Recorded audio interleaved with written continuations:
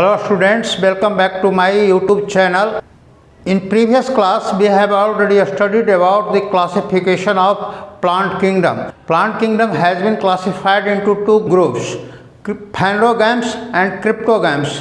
Cryptogams अर्थात non flowering plants और फाइब्रोगैम्स अर्थात फ्लावरिंग प्लांट। क्रिप्टोगैम्स के अंतर्गत हम लोग थैलोफाइट, ब्रायोफाइट और टेरिटोफाइट। थैलोफाइट के अंतर्गत हम लोग जो अलगी के बारे में प्रीवियस क्लास में पढ़ा चुके हैं कि अलगी एक्सक्लूसिवली एक्वेटिक होता है और उसको हम लोग खास करके मतलब रोडोफाइसी, फियोफाइसी, क्लोरोफाइसी अर्थात Chlorophyceae that I mean to say green algae, Phaeophyceae मतलब ब्राउन अलगी और रोडोफाइसी मतलब रेड अलगी के बारे में प्रीवियस क्लास में हम लोग पढ़ चुके हैं। कि अब now we have study about the Bryophytes. The word bryo means moss and phyton means plants. So bryophytes are commonly known as mosses. Bryophytes are commonly mosses. Bryophytes, the plants of the bryophytes generally grow on damp or moist places और moist place, so they are the simple land plants. खास करके जो bryophyte के जो plant होते हैं गीले नम जगहों पर उगते हैं, कुछ ट्री के ट्रंक पर उग जाते हैं और इसलिए इसको प्लांट किंगडम का amphibians of the plant kingdom कहा जाता है। एम्फीबियस होता है मतलब water as well as land दोनों जगह पे पाए जाते हैं। इसका जो बॉडी होता है वो थैलस लाइक स्ट्रक्चर होता है, मतलब it lacks the true root, true stem and true leaf-like structure.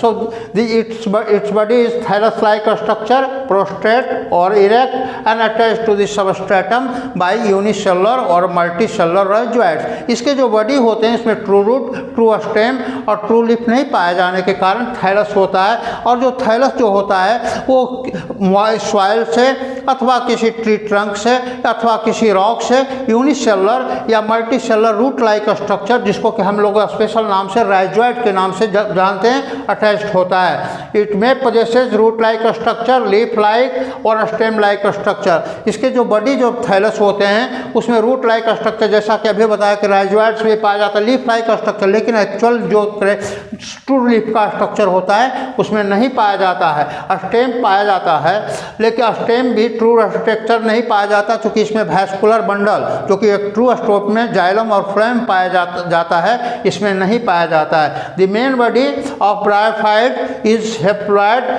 which produces the gamete. So they are gametophytic in phase. और जो मेन बॉडी जो होता है जिसमें कि गैमेट बनता है वो हेप्लॉइड फेज होता है और ख़ास करके इस फेज को हम लोग गैमेटोफाइटिक फेज कहते हैं। और दूसरा जो फेज होता है स्पोरोटोफिटिक फेज होता है जिसमें कि स्पोर बनता है, वो डिप्लॉयड होता है। वो डिप्लॉयड होता है और जो डिप्लॉयड, तो इसमें हम लोग देखते हैं कि खास करके ब्रायोफाइट में अल्टरनेशन ऑफ जनरेशन, एक फेज जो हेप्लॉइड फेज होता है उसमें गैमेटोफिटिक फेज होता है और दूसरा स्पोरोटोफिटिक फेज होता है जो कि डिप्लॉयड होता है। ये अल्टरनेशन ऑफ जनरेशन को के फेनोमेनन को शो करते हैं।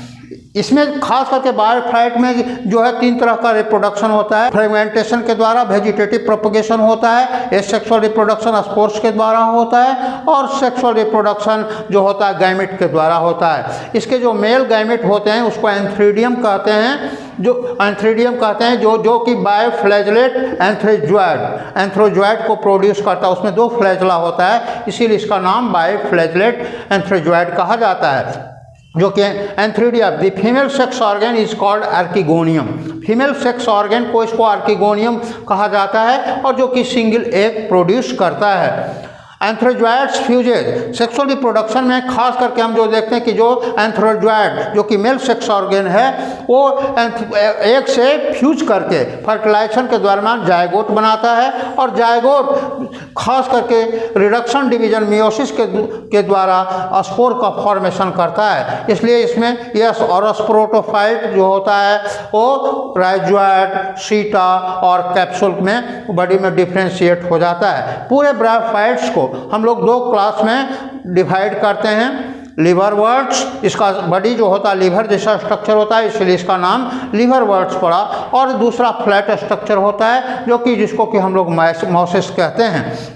लिवर वर्ड्स के जो मतलब प्लांट होते हैं वो यूजुअली मॉइस्ट शेडी हैबिटेट में ग्रो करते हैं। इसका जो प्लांट बॉडी जो होता है प्लांट बॉडी होता है वो थायरॉइड होता है। जैसे एग्जाम्पल में मार्केंशिया, इसमें जो अपेंडेजेज में होते हैं उसमें स्टेम लाइक स्ट्रक्चर होते हैं और उस पर लीफ लाइक स्ट्रक्चर अरेंज होता है। Asexual reproduction takes place by a specialized structure called gemma. जो एसेक्सुअल रिप्रोडक्शन इसमें गिम्मा कप जैसा स्ट्रक्चर बनता है जो कि ग्रीन मल्टी सेलुलर होता है और इसी में ये सेक्सुअल रिप्रोडक्शन में ये इसके द्वारा इसका परफॉर्म होता है। स्पोरोफिटिक फेज जो होता है उसमें हम बता चुके हैं कि स्पोर से खास करके इसमें फूट जो कि राइजोइड्स के द्वारा अटैच्ड होता है, सीटा जो स्टेम लाइक स्ट्रक्चर होता है और कैप्सूल जिसके अंदर स्पोर का फॉर्मेशन होता है। इसके जो मेंबर हैं वो मार्केंशिया हैं।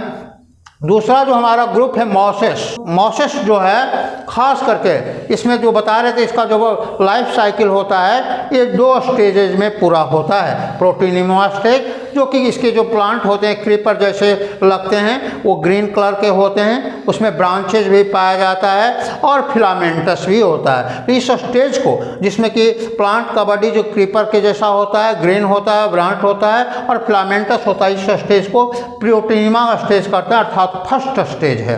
दूसरा स्टेज जो होता है जो लीफी स्टेज होता है ये अपराइट होता है, सिलेंडर होता है और इसके एक्सिस में मतलब दोनों साइड में लिप्स अरेंज होते हैं अपेंडेजेस पे जो कि स्पाइरली अरेंज होते हैं और ख़ास करके ये सॉइल से मिट्टी से यूनिसेलुलर और मल्टीसेलुलर राइजोइड्स के द्वारा अटैच्ड होते हैं। वेजिटेटिव रिप्रोडक्शन जो होता है इसमें हम लोग फ्रेगमेंटेशन के द्वारा भी होता है और वर्डिंग के द्वारा भी होता है। सेक्सुअल रिप्रोडक्शन में जो मेल गैमेट और फीमेल गैमेट फ्यूज करके जायगोट का फॉर्मेशन करता है और जायगोट मियोसिस डिवीजन के द्वारा जो स्पोर का फॉर्मेशन करता है और वो स्पोर बाद में प्लांट बॉडी में डिफ्रेंशिएट करके फूट जो कि राइजोइड के द्वारा अटैच होता है सीटा और कैप्सूल में डिफ्रेंशिएट। इसी कैप्सूल के अंतर्गत स्पोर का फॉर्मेशन होता है और स्पोर एक यूनिट की तरह। इसके जो कॉमन एग्जाम्पल हैं वो फ्यूनेरिया हैं, पॉलीट्राइकम हैं और स्फैग्नम हैं। इस तरह से हम लोग जो देखते हैं जो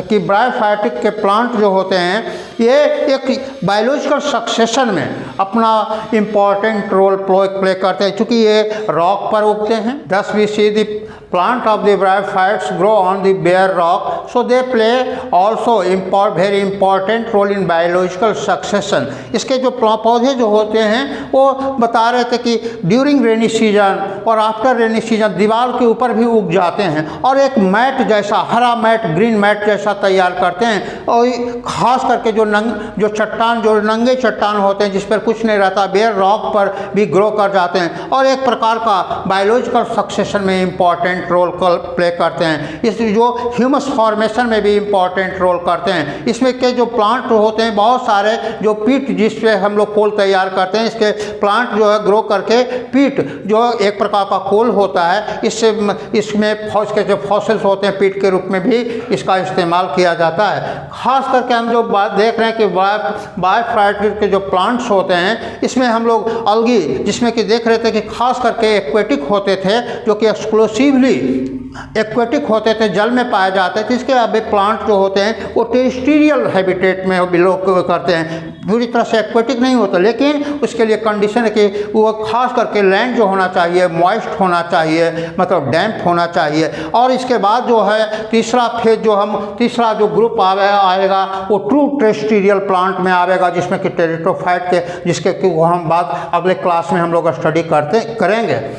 So bryophytes are very important class of the plant kingdom and they play very significant role in biological succession. So as I hope this video will be very fruitful to you and it will help in preparation of university examination as well as in the NEET examination. Subscribe my channel and like my video and share it also.